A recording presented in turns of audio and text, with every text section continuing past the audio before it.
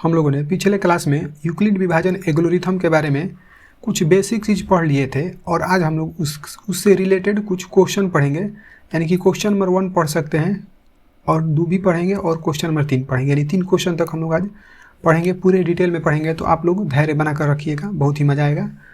तो आइए शुरू करते हैं। देखिए यहाँ पर जो पहला नंबर क्वेश्चन कह रहा है क्वेश्चन में कि निम्नलिखित संख्याओं का HCF ज्ञात करना है। ज्ञात करने के लिए यूक्लिड विभाजन एल्गोरिथम का प्रयोग करके इसको हल करना है। ठीक है, तो देखिए इसको कैसे बनाया जाएगा। सबसे तो पहले यहाँ पर HCF कह रहा है। HCF के बारे में हमने पहले से ही आपको बता दिया था कि HCF का फुल फॉर्म का होता है हाईएस्ट कॉमन फैक्टर। तो सबसे पहले यदि पहला नंबर यहाँ पर क्वेश्चन बनेगा तो यहाँ पर क्या लिखा जा सकता है, देखिएगा एक ही चीज़ को समझिएगा। यहाँ पर लिख सकते हैं कि यूक्लिड विभाजन एल्गोरिथम से। ठीक है, तो एल्गोरिथम है, तो एल्गोरिथम यहाँ पर लिखा गया एल्गोरिथम से। ठीक है, तो देखिए अब यहाँ पर HCF चूँकि कह रहे हैं यहाँ पर निकालने के लिए, तो सबसे पहले HCF निकालेंगे। तो ध्यान से समझिएगा। देखिए इधर हो जाएगा हमारा रफ वर्क और इधर हो जाएगा काम की चीज़।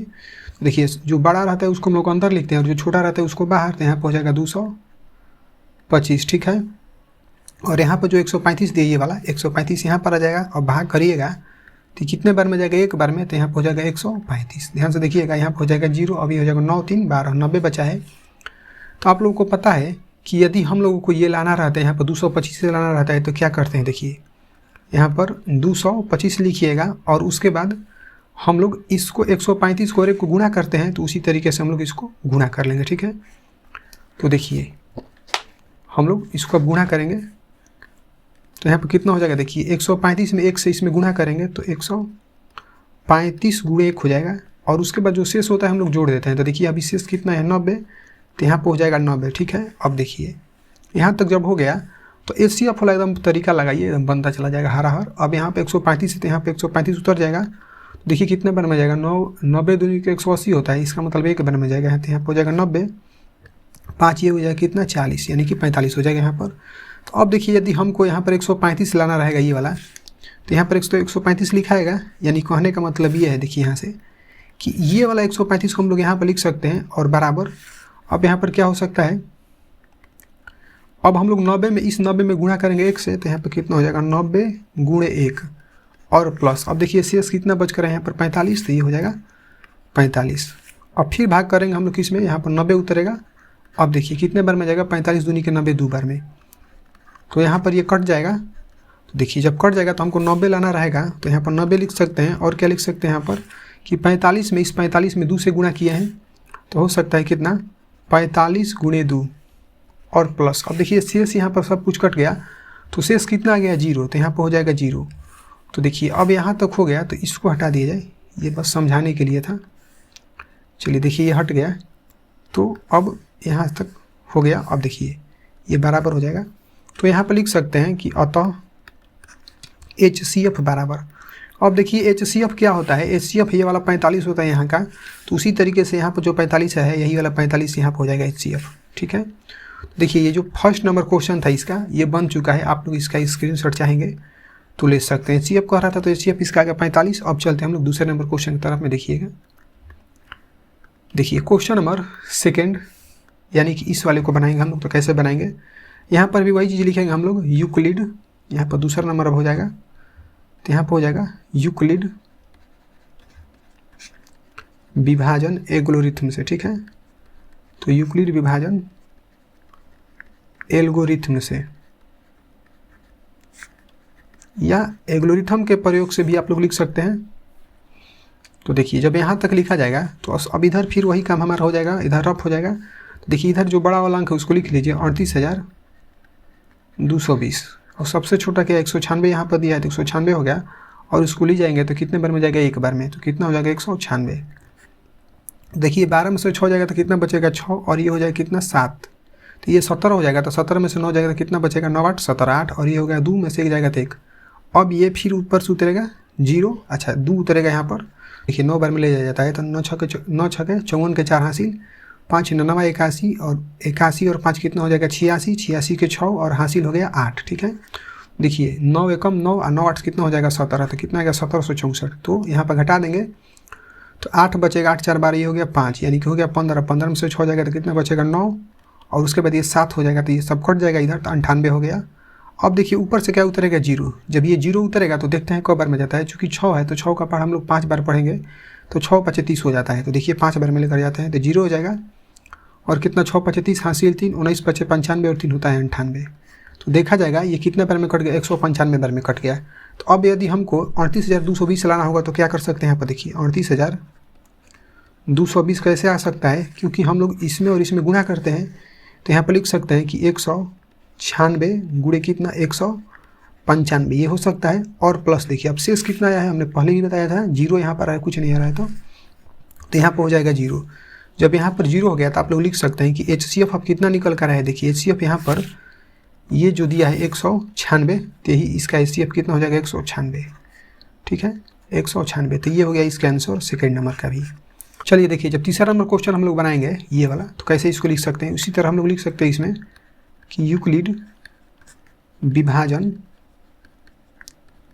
एल्गोरिथम से, ठीक है, तो एल्गोरिथम से हो गया ये। अब देखिए जब इसके आगे बन चुका है एल्गोरिथम से, यहाँ पर लिख लीजिए, तो देखिए इधर हम लोग कर लेंगे रफ और इधर हो जाएगा हमारा फेयर। तो देखिए यहाँ पर 255 बाहर रहेगा क्योंकि ये छोटा है, 255 हो गया, यहाँ से 255 हो गया, ठीक है। चलिए देखिए 255 और जो बड़ा है उसको अंदर लिख लेते हैं, तो कितना है 867।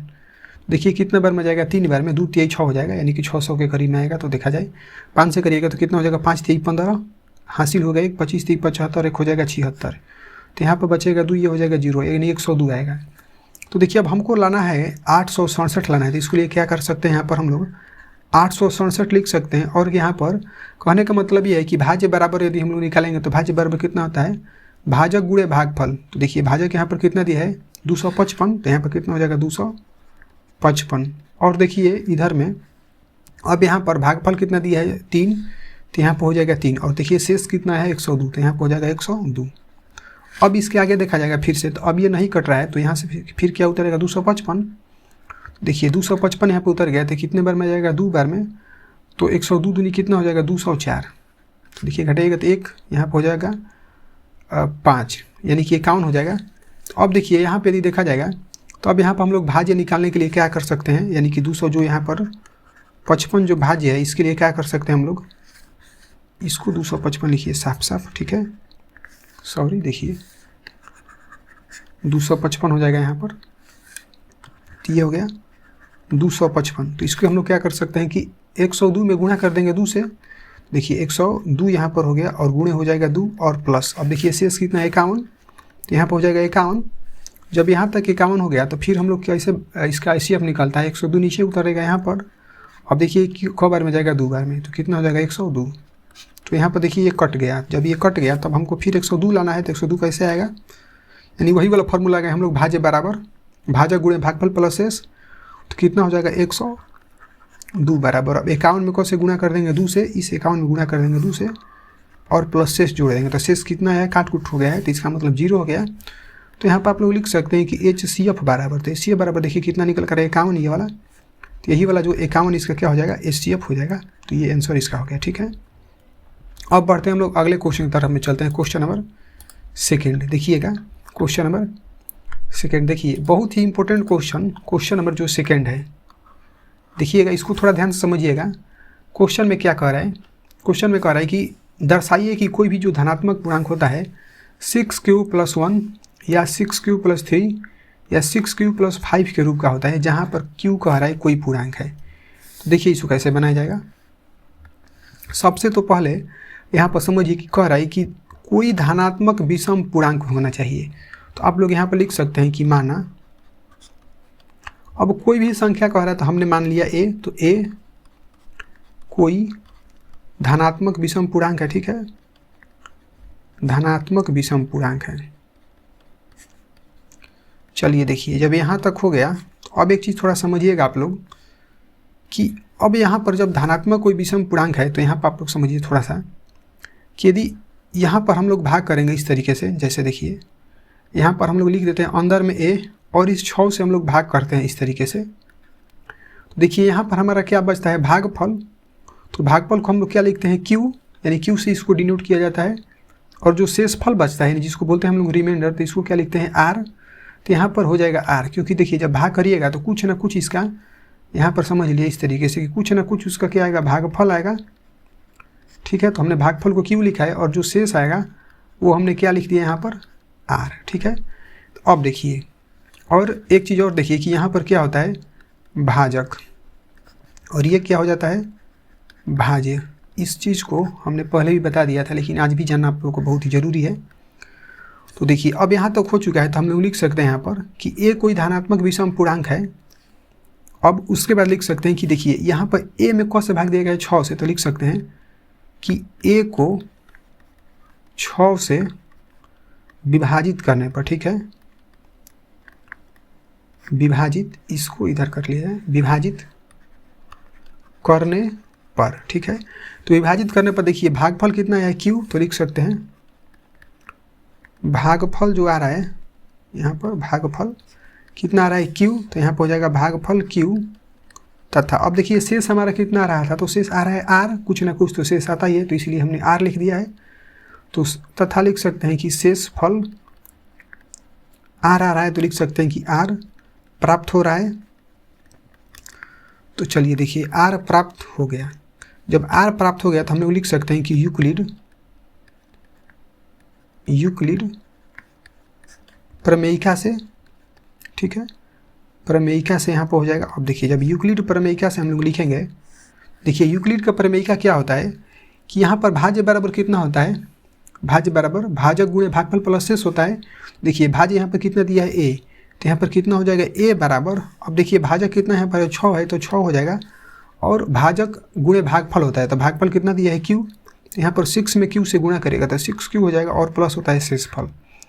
तो शेषफल कितना दिया है आर, तो यहाँ पर हो जाएगा आर।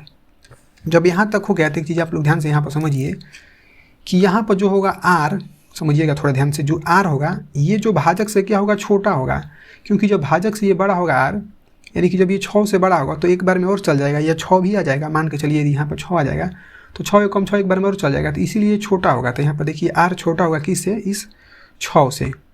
तो यहाँ पर आर जो है 6 से छोटा होगा, और क्या होगा कि 0 के बराबर होगा, क्योंकि देखिए अब यहाँ पर कट जाएगा जब, तो 0 आ जाता है तो इसीलिए 0 के बराबर होगा, या क्या होगा कि 0 से बड़ा होगा। तो देखिए अब यहाँ पर हो जाएगा कि ये आर जो है 0 से बड़ा हो गया और ये 0 से बराबर हो जाएगा। यहाँ पर हमने इस चीज़ को प्राप्त किया है और इसी चीज़ को हम लोग यहाँ पर लिखेंगे, ठीक है। तो लिख सकते हैं कि देखिए 0 यहाँ पर ये आर से क्या होगा, आर जो है 0 से बड़ा या बराबर होगा, और एक चीज़ और होगा यहाँ पर 6 से छोटा होगा, ठीक है। तो देखिए यहाँ तक जब ये हो चुका है तो एक चीज़ और यहाँ पर लिखा जा सकता है कि अर्थात, ध्यान से समझिएगा आप लोग, अर्थात अब आर बराबर कितना हो सकता है, ध्यान से देखिएगा कि अब यहाँ पर 0 के बराबर कर है, ये बराबर है तो 0 के बराबर कर दे, यानी 0 तो हो सकता है, और कह रहा है कि 5 से छोटा, 5 से यहाँ पर कह रहा है कि 6 से छोटा होना चाहिए। 6 से छोटा मतलब कितना, 5 तक हो सकता है, तो वही हो जाएगा कि 1 2 3 4 5 तक हम लोग लिख लेंगे, क्योंकि 5 से 6 से छोटा कह रहा है। तो यहाँ तक ये हो गया। अब एक चीज़ और समझिए यहाँ पर कि यहाँ पर हम लोग लिख सकते हैं, अब यहाँ पर आर का मान कितना है कि देखिए 0 से लेकर 5 तक है, तो जहाँ जहाँ आर दिया है वहाँ वहाँ हम लोग क्या करेंगे कि आर का मान सब एक एक को रखेंगे। देखिए अब यहाँ पर रखेंगे ए बराबर, अब 6 क्यू उसी तरह हो जाएगा, और प्लस, अब देखिए आर का मान कितना है 0, सबसे पहले 0 है तो 0 रखेंगे, तो जब 0 रखिएगा तो देखिए ए बराबर कितना हो जाएगा, अब 6 क्यू में 0 जुड़िएगा तो कितना हो जाएगा 6 क्यू होगा, यहीं तक हो जाएगा। अब फिर देखिए ए बराबर, अब हम लोग रखेंगे आर का मान 1 रखेंगे, ठीक है। देखिए तो कितना हो जाएगा 6 क्यू प्लस 1, तो हल नहीं हो पाएगा, यहीं तक रुक जाएगा, क्योंकि क्यू का मान अभी कुछ हम लोग नहीं रखेंगे। फिर यदि हम लोग बनाएंगे तो ए बराबर कितना हो जाएगा 6 क्यू प्लस, अब इसी तरह 2 रखेंगे, फिर 3 4 5 सबको रखेंगे तो यहाँ पर हो जाएगा 2, फिर ए बराबर रखिएगा तो कितना हो जाएगा 6 क्यू प्लस 3, फिर बनेगा तो कितना हो जाएगा ए बराबर 6 क्यू प्लस 4, और एक बार और रखिएगा तो ए बराबर कितना हो जाएगा 6 क्यू प्लस 5। देखिए जब यहाँ तक ये हो गया तो एक चीज़ आप लोग जानते हैं, देखिए सबसे पहले अब हम लोग क्या करेंगे कि चेक करेंगे, क्योंकि देखिए क्वेश्चन में कह रहा था कि धनात्मक विषम पूर्णांक होना चाहिए, तो हम लोग चेक करेंगे कि जो देखिए यहाँ से यहाँ तक इस तरीके से देखिए कि यहाँ से यहाँ तक ये जो भी बना है, ये सब, ये जितना भी बना है ये सब सही है कि नहीं। सही का मतलब ये हुआ कि विषम पूर्णांक है कि सम पूर्णांक है। सबसे पहले हमको इसको चेक करना पड़ेगा। तो चलिए अब चेक किया जाए एक एक चीज़ को। देखिए अब यहाँ पर जब यहाँ तक हो चुका है तो हम लोग एक एक चीज़ को रख कर चेक करेंगे। जैसे क्यू के जगह पर हम लोग रखेंगे पहले 1 यहाँ पर, उसके बाद यहाँ पर जो क्यू है इसको रखेंगे 2 और यहाँ पर रखेंगे 3, इस तरीके से हम लोग रखेंगे। तो देखिए जब यहाँ पर रखा जाएगा तो क्या आएगा, देखिए अब हम लोग रख देते हैं यहाँ पर जो दिया है कि ए बराबर कितना दिया है 6Q। देखिए ए बराबर 6Q हो गया और ए बराबर हम लोग उसी तरह रखेंगे, ए और 6 के जगह पर 6 ही रहेगा और Q जो है वहाँ पर हम लोग रखेंगे 1। तो 1 जब रखा जाएगा तो देखिए तो ए बराबर कितना हो गया 6 एकम 6। तो जो 6 आया ये कैसी संख्या, ये सम संख्या है तो हमने सम लिख दिया है। ये सब बस समझने के लिए, ठीक है। अब हम लोग रखेंगे इसको, यानी कि ए बराबर कितना रखेंगे 6Q + 1। तो यहाँ पर हो जाएगा ए बराबर 6Q + 1। अब हम लोग चूँकि यहाँ पर 1 रखा जा चुका है तब हम लोग Q का मान कितना रखेंगे 2। देखिए जब Q का मान 2 रखा जाएगा तो 6 × 2 हो जाएगा +1, ठीक है। तो कितना हो जाएगा, देखिए 6 दूनी के 12 1 13 हो जाएगा। तो जो 13 है ये कैसे संख्या आ गया, ये विषम संख्या आ चुका है। उसी तरीके से फिर हम लोग रखेंगे यहाँ पर कि ए बराबर कितना हो जाएगा 6Q + 2, ये वाला। तो देखिए अब यहाँ पर रख सकते हैं कि 6Q + 2। तो यहाँ पर करिएगा तो कितना हो जाएगा, देखिए यहाँ पर अब हम लोग रखेंगे 2 तो कितना हो जाएगा 6 दूनी के 12, 12 2 कितना हो जाएगा 14। तो यहाँ पर जो 14 होगा ये क्या हो जाएगा, सम संख्या हो जाएगा, ठीक है। एक एक चीज़ को उसी तरह फिर देखा जाएगा। फिर रखेंगे ये वाला ए बराबर 6Q + 3।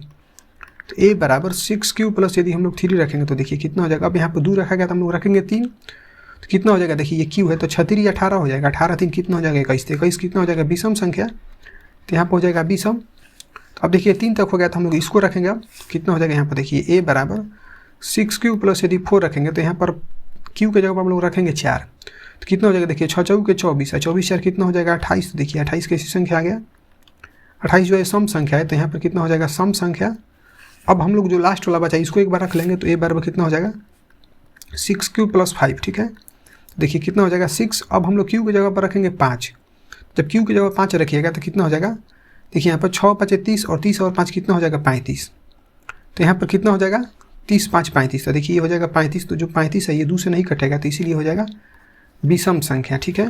देखिए जब यहाँ तक विषम संख्या हो गया तो इसके आगे हम लोग, अब देखिए यहाँ से इसका अब काम चालू हो गया है तो यहाँ से इसको इरेज पहले कर देते हैं। अब देखिए यहाँ पे एक चीज़ नोटिस करने वाला बात यह है कि देखिए यहाँ पर सबसे पहले नोटिस ये करिएगा कि जब ए बराबर 1 रखा गया था इसको सम संख्या कब आया है कि जब ए बराबर हम लोग 6Q रखे हैं, ठीक है। तो लिख सकते हैं यहाँ पर, इसको भी हटाइए दिया जाता है। देखिए इसके आगे यहाँ से देखिएगा आप लोग, ये लाइन हो गया। अब इसके बाद फिर से लिखा जाएगा। देखिए अब हम लोग लिख सकते हैं कि चूँकि यहाँ से देखिए कि चूँकि ए बराबर कितना हो जाएगा 6Q, ध्यान से समझिएगा। अभी सम वाले को लिख रहे हैं तो हम लोग इसको लिखेंगे। फिर देखिए सम वाला ये आया है, इस तरीके से देखिए सम वाला ये आया है तो इसके लिए ये वाला जो है यानी कि 2 वाला, तो 2 को लिखेंगे तो कितना हो जाएगा ए बराबर 6Q + 2।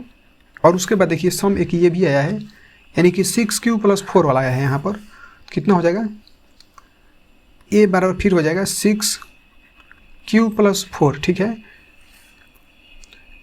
का एक सम धनात्मक पूर्णांक प्राप्त हो रहा है, ठीक है।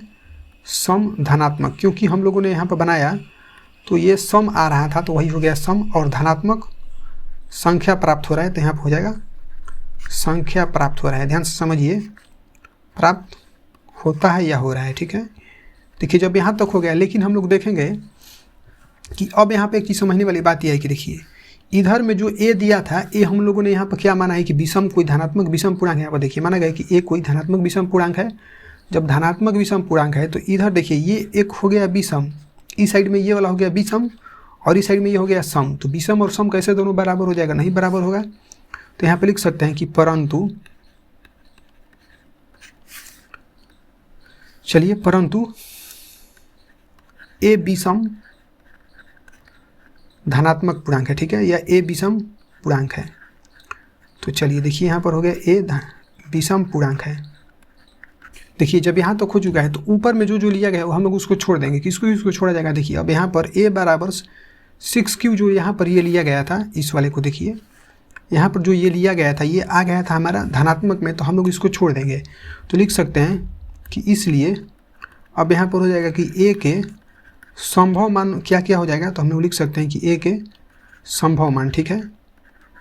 तो ए के संभव मान तो देखिए अब यहाँ पर a बराबर 6 छूट जाएगा, तो अब क्या बचेगा, a बराबर 6 + 1, तो a बराबर कितना हो जाएगा 6 + 1 और कितना हो जाएगा।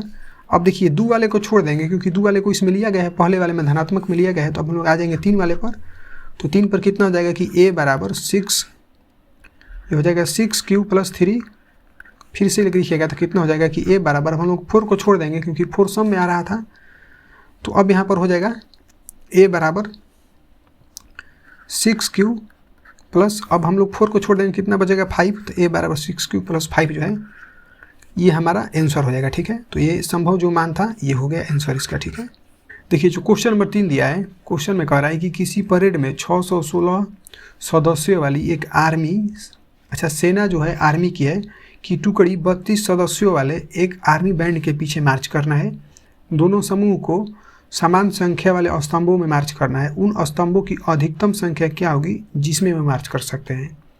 तो देखिए यहाँ पर क्वेश्चन को समझिए जा रहा है। क्वेश्चन में कह रहा है कि उन स्तंभों की अधिकतम संख्या, अधिकतम मतलब क्या होता है कि हाईएस्ट, तो हाईएस्ट का मतलब क्या होगा कि HCF यानी कि हाईएस्ट कॉमन फैक्टर। तो देखिए हम लोग इसका यूक्लिड विभाजन विधि से HCF निकालेंगे। ठीक है, तो देखिए सबसे पहले हम लोग यहाँ पर क्या लिख सकते हैं कि स्तंभों की अधिकतम संख्या। ठीक है, यहाँ पर जो कह रहे हैं स्तंभों की अधिकतम संख्या क्या होगी, तो ये हम लोग लिखेंगे कि स्तंभों की अधिकतम संख्या बराबर। ठीक है, देखिए स्तंभों की जो अधिकतम संख्या होगा क्या होगा कि यहाँ पर जो 616 और 32 है इसका HCF होगा, तो लिख सकते हैं कि 616 और 32 का HCF जो होगा यही इसका स्तंभों की संख्या होगा। लेकिन हम लोग इस तरह से नहीं बना देंगे कि तुरंत HCF निकालेंगे और बना देंगे। ठीक है, तो सबसे पहले हम लोग यहाँ पर लिखेंगे कि यूक्लिड के प्रमेय से या प्रमेयिका से। तो देखिए यूक्लिड के प्रमेय से हो गया, तो हमने पहले ही आपको बताया था। यहाँ पर देखिए इस साइड में फिर रफ हो जाएगा, तो जो बड़ा रहेगा उसको अंदर लिख लेंगे, तो कितना हो जाएगा 616, छोटा रहेगा बाहर, तो बाहर हो जाएगा 32। देखिए कितने बार में जाएगा 32 से कम 32, जब 32 से कम 32 ले जाएगा तो कितना हो जाएगा 9 × 2 = 11 हो जाएगा, 5 में से 3 जाएगा तो 29 हो जाएगा। तो देखिए जब 29 हो गया तो अब यही जो है शेष बचेगा, ऊपर से उतरेगा फिर 6, तो कब बार में जाएगा 9 बार में। देखिए 9 बार में ले जाता है, 9 × 2 = 18 और 9 × 3 = 27, 28 से कितना हो जाएगा 288, तो 16 में से हट जाएगा तो 8, ये कट जाएगा। देखिए हमारा 8 जो यहाँ पर शेष बच रहा है। तो हमने पहले ही बताया था कि भाज्य बराबर कितना होता है। देखिए भाज्य यहाँ पर कितना दिया 616, तो यहाँ पर लिख सकते हैं कि 616 ये भाज्य है और ये भाजक है। ठीक है, और ये भागफल है। तो भाज्य बराबर कितना होता है कि भाजक, तो भाजक कितना दिया है 32, तो यहाँ पर हो जाएगा 32 गुणे अब होता है भागफल, तो भागफल कितना दिया देखिए 19 यहाँ पर आया है, तो हो जाएगा 19 प्लस जो शेष है कितना है 8, तो यहाँ पर हो जाएगा 8। अब फिर से हम लोग भाग करेंगे इसी 8 में 32 से। ठीक है, तो देखिए अब यहाँ पर भाग करिएगा तो कितने बार में जाएगा 8 × 4 = 32, तो ये 4 बार में जो है कट जाएगा। तो यहाँ पर आप देखिएगा तो यहाँ पर अब भाज्य बराबर कितना हो जाएगा 32, तो ये वाला जो 32 ये वाला यहाँ पर आ जाएगा इस तरीके से, तो यहाँ पर 32 हो जाएगा, बल्कि इसको आप हटा दीजिए। तो देखिए जब यहाँ तक ये 32 हो चुका तो 32 बार में कितना हो जाएगा 8 में 4 से गुणा किया गया है, तो 8 × 4 और देखिए प्लस कितना हो जाएगा शेष, तो शेष भाई कितना है 0, तो यहाँ पर हो जाएगा 0। तो लिख सकते हैं कि HCF बराबर कितना हो गया, HCF बराबर हो जाएगा देखिए 8, क्योंकि यहाँ पर जो फर्स्ट में दिया रहेगा वही हो जाएगा, 8 यहाँ पर है तो HCF बराबर हो जाएगा 8। तो लिख सकते हैं कि अतः स्तंभों की अधिकतम संख्या। ठीक है, अधिकतम संख्या, तो देखिए स्तंभों की अधिकतम संख्या यहाँ पर पहले ही लिख दिया गया है कि जो होगा वो HCF होगा, तो HCF कितना है 8, तो यहाँ पर स्तंभों की जो अधिकतम संख्या होगा 8, तो यही जो है इसका सही आंसर हो जाएगा। ठीक है,